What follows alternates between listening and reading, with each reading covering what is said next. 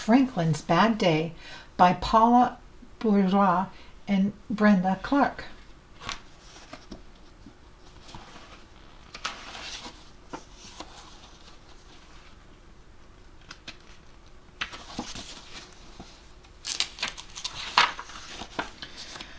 Franklin loved to play outside in winter. He could skate forward and backward. He liked to catch snowflakes on his tongue and make angels in the snow.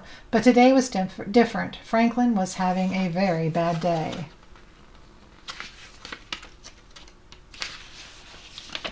It started in the morning. Franklin was grumpy when he woke up.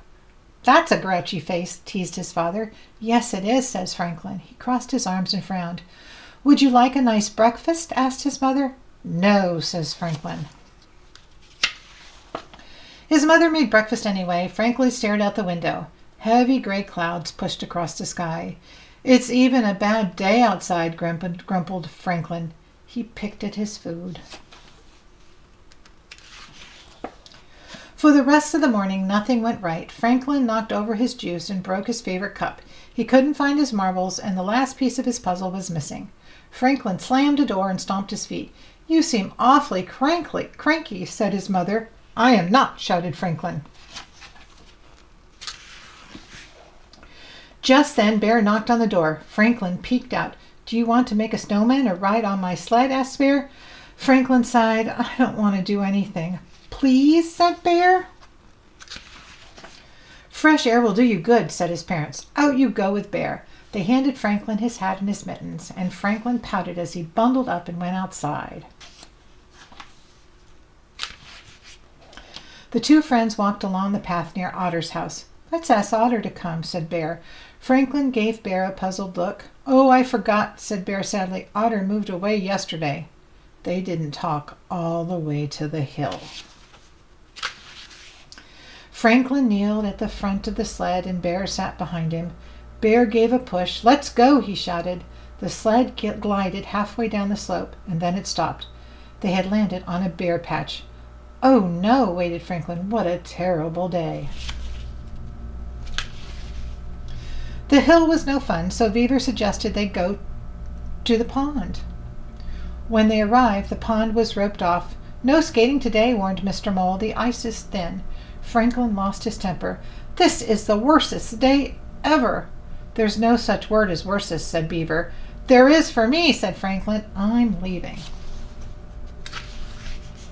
Franklin stormed home. He threw his skates and his slushy-mushy mittens on the floor. "Please pick up your things," said his mother. "No," he yelled. Franklin was sent to his room. Franklin was so furious that he kicked his castle. His father came running when he heard the crash. "What's going on in here?" Franklin lay on the floor and cried. "Don't worry," said his father. "You can build the castle again." "But I made that castle with Otter, and she's not here anymore," sobbed Franklin. "Oh, now I understand," said Franklin's father. "You're mad and sad because your friend moved away."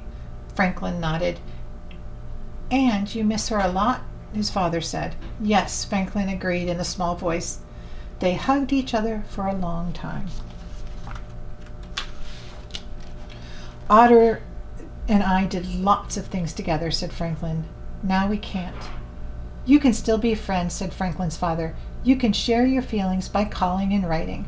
Franklin thought for a moment. "Do we have a big envelope and some stamps?"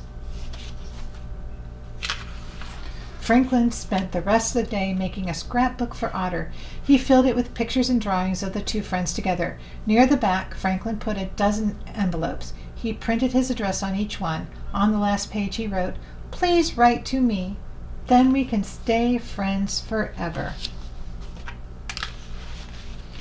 As he walked to the mailbox, Franklin felt better. Snow was falling, and it was getting cold enough for the pond to freeze. Franklin had a feeling that tomorrow would be a good day. Hello, I'm the mom that reads. I choose books from our own library that were my children's favorites. Thank you for visiting my channel. Please like and subscribe.